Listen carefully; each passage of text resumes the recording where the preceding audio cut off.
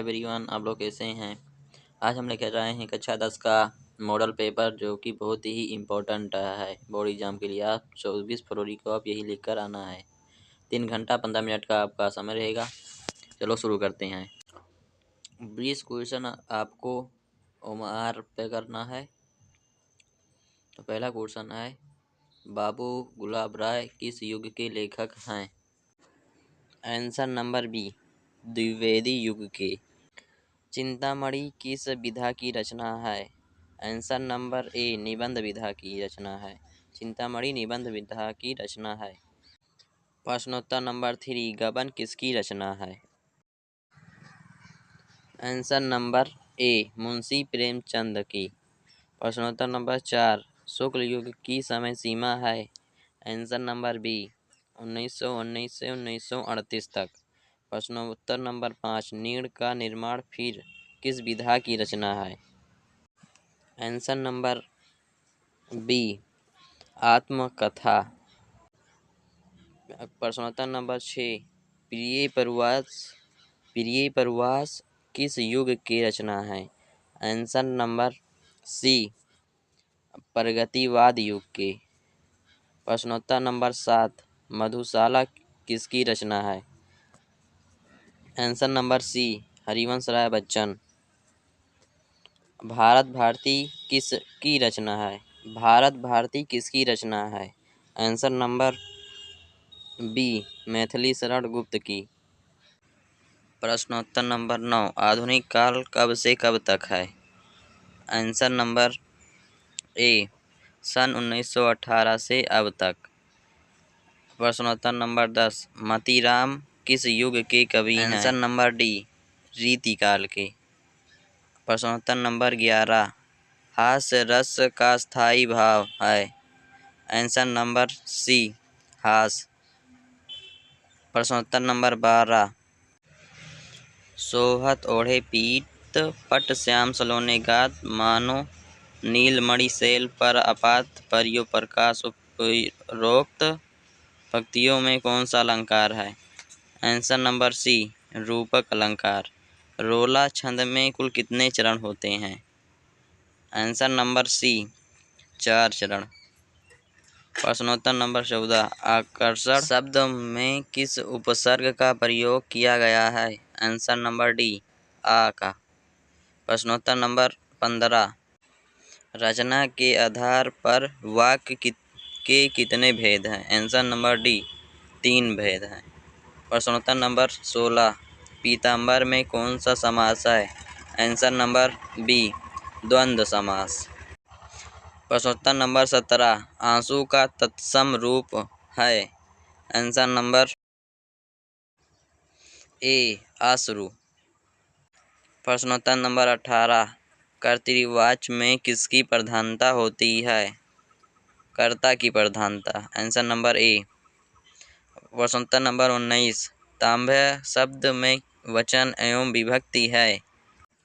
Answer number D, चतुर्थी विभक्ति बहुवचन। प्रश्नोत्तर नंबर 20, निम्नलिखित में सर्वनाम है। आंसर नंबर सी, वाह।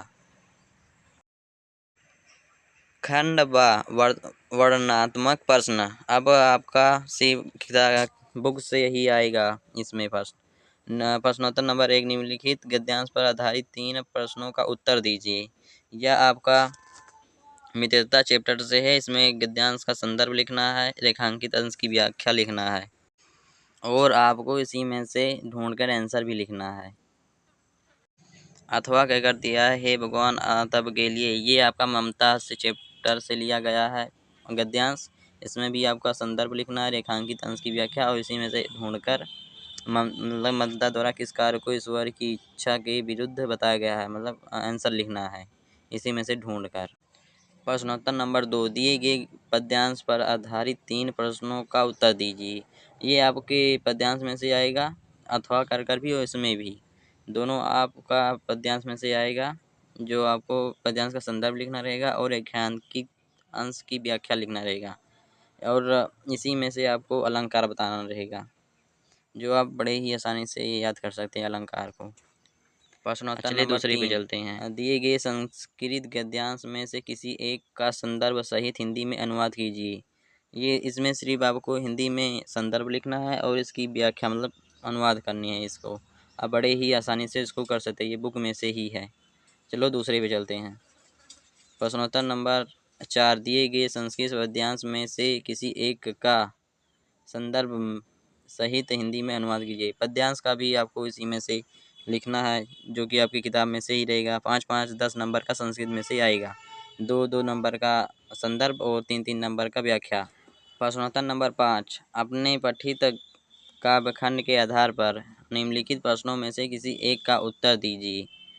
ये मतलब जिले के हिसाब से आता है।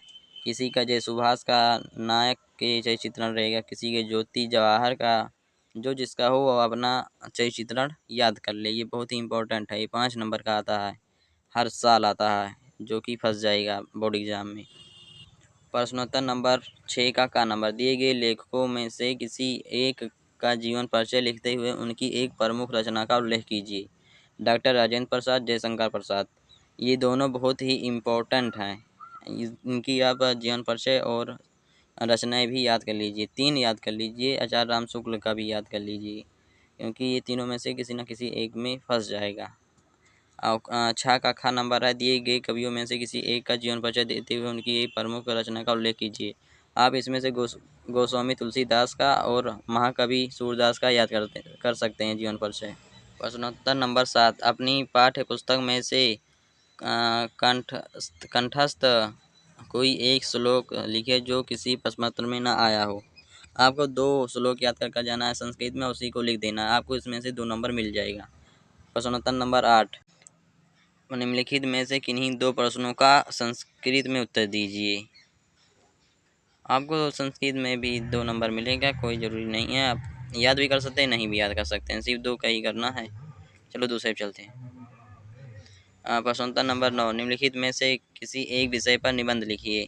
पर्यावरण साक्षरण के उपाय इस पे और जनसंख्या ना लाभ और हानि पर लिख सकते हैं। प्रश्नोत्तर नंबर 10, अपनी विशेष रुचियों का उल्लेख करते हुए अपने मित्र को एक पत्र लिखिए या उत्तर मध्य रेलवे को एक शिकायत पत्र लिखिए जिसमें टिकट निरीक्षक द्वारा किए गए अभद्र व्यवहार का उल्लेख हो। आप ये दोनों पत्र याद कर लीजिए और 4 नंबर आ जाएगा। दोनों में से किसी एक का ज़रूर आएगा बोर्ड में। वीडियो पसंद आई तो लाइक कीजिए, शेयर कीजिए और अपने दोस्तों को में भी शेयर कीजिए और सब्सक्राइब करके ही जाना है। धन्यवाद।